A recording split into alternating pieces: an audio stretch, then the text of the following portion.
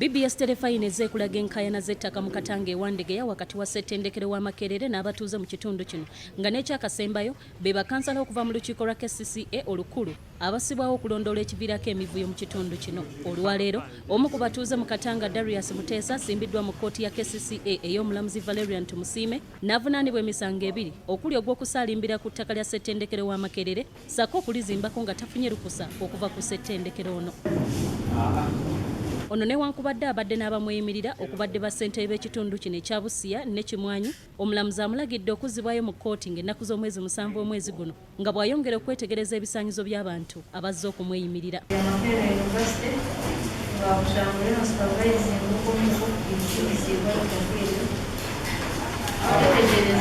Ssentebe w'ekyalo Kimwanyi Thomas Bagonza agamba nti ensonga zaabwe abatuuze mu Katanga ssaako ne Makerere ziriko ensala y'omulamuzi w'ebbeetu abatuuze okweyagalira ku bibanja byabwe kati nga talaba nsonga lwaki abatuuze be bakwatibwa ku nsonga ze zimu. Buddeko twafunye ne court order eyimiriza kakibere ekitongole kya gavumenti kyonna oba omuntu kino omu ataataganya eddembe ly'abannakatanga abali ku bibanja byabwe naye kyannaku kuba nti emmotoka zidroni zijja ne zikwata abatuuze baffe ne bakuumibwa ne mu bbanga erisukka mu eryo erirambikiddwa mu ssemateeka. Ono agamba nti omutuuze we amaze mu kaduukulu ebbanga ddene okukira ery'essalira kyokka nga taleetebwanga mu mbuga z'amateeka era n'asaba abavunaanyizibwa okumuyamba ku nsonga eno abatuuze be bafune obwenkanya.